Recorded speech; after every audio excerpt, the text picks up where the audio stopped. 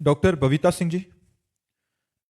महाराज जी, आप कह रहे हैं कि आप एक महाविद्यालय के प्रधानाचार्य हैं। महाराज जी, आप कह रहे हैं कि आज बहुत सारी युवा पीढ़ी जो कॉलेज आदि में पढ़ती है, महाराज जी, वो किस तरह मतलब अध्यात्म ज्ञान से जुड़कर आगे बढ़ सकती है, क्योंकि आजकल आधुनिक शिक्षाएं। हाँ, है बहुत बड़ी समस्या। और इसका समाधान अकेले से नहीं हो सकता है।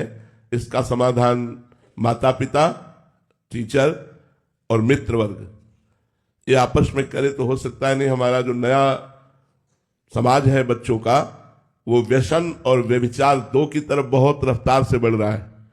बच्चों में नशा बढ़ रहा है और व्यभिचार बढ़ रहा है। ये जब तक नष्ट नहीं होगा तब तक ना तो लौकिक उन्नति सही हो पाएगी और ना आध्यात्मिक उन्नति। हमें आज वो आए हुए थे कई टीचरगण, तो उनसे प्रार्थना की थी कि आप गुरु हैं, आप शिक्षक हैं, आप हमारे समाज को नया जीवन देते हैं ज्ञान के द्वारा, तो आप हमारे बच्चों को बचा लीजिए।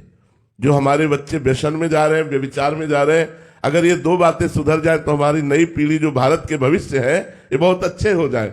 छोटे छोटे बच्चे हस्त मैथुन का शिकार हो रहे हैं, छोटे छोटे बच्चे हुक, गांजा, भांग और ड्रग्स, इन सब बातों में जा रहे हैं, गर्लफ्रेंड, बॉयफ्रेंड, इन सब बातों, ये बहुत मलिनता छाती चल रही है। जिस समय हमें अपने मन को एकाग्र करके पढ़ाई में लगाना है, विनयी बनना है, उत्तम विचार वाले बनना है, उसी समय अधम विचार और उद्दंडता हमारे अंदर आ जाती है।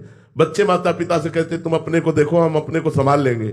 जहां विद्या विनयम ददाति, वहां अविनय, वहां उद्दंडता।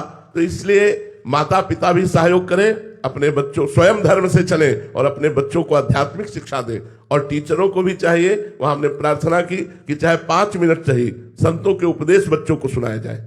ब्रह्मचर्य पर मन को कैसे वश में रखें, आप चिंतायुक्त हैं तो कैसे बचें, आपका गलत संग क्या हो सकता है, ये जानकारियां उनको प्रस्तुत की जाए। आपसे अगर कोई ऐसे मिल रहा है तो गलत है, आपसे कोई ऐसे मिल रहा है तो अच्छा है, अगर इस तरह का व्यवहार कर रहा है तो गलत है, इन गलत बातों से तुम्हें बचना चाहिए। तो बच्चों को जो गुरुजन है, टीचर जन है, आध्यात्मिक शिक्षा दे। कुछ गीता के श्लोक है, कुछ भागवत के अर्थ है, कुछ संतों की वाणियां हैं। अगर अध्यात्म नहीं पहुंचेगा तो आधुनिकता संभाल नहीं सकती, क्योंकि आधुनिकता के ऊपर जो विदेशी रंग है वो चढ़ रहा है। जवाने नहीं समझ में आते कि जवान क्या है। गांव में 10-20 तो ऐसे होते थे जो कुश्ती लड़ने वाले होते थे। क्यों? खूब दूध, मट्ठा, दही, रोटी, दाल ये सब पाते थे। आजकल आधुनिकता फैल रही, भोजन अपवित्र, विचार अपवित्र, चरित्र अपवित्र। कैसे हमारी समाज बनेगी, कैसे सुधरेगा? अगर चरित्र पवित्र है तो सब कुछ चला गया, क्या रह गया? छोटे छोटे बच्चे छोटी अवस्था से उनको चरित्रवान बनाने की शिक्षा देनी चाहिए। ये भारत है, भारत धर्म प्रधान देश है, यहाँ चरित्रवानों की पूजा होती है, चरित्रहीनों को राक्षस कहा गया।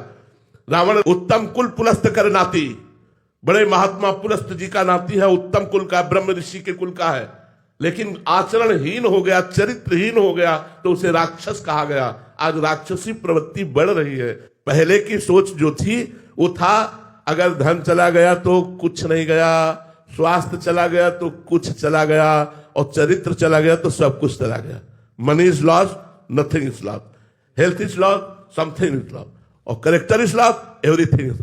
अब उल्टा मानसिकता देखो कैसी बदल गई कि उल्टा हो गया, पूरा उल्टा हो गया। चरित्र का कोई महत्व नहीं रह पा रहा कि हमारा चरित्र कैसा होना चाहिए। आज छोटे छोटे बच्चों के चरित्र पवित्र हो रहे, व्यसन और व्यभिचार की प्रवृत्तियां बढ़ रही।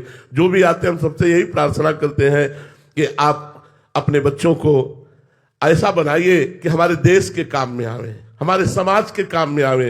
ये व्यसन करने वाला, समाज का शोषण करने वाला बच्चा बनेगा। जब इसे पैसा चाहिए तो ये चोरी करेगा, ये अपने माता पिता की हिंसा कर देगा, ये अपने पूज्य जनों के साथ छल कपट करेगा। इसे सुधारिए।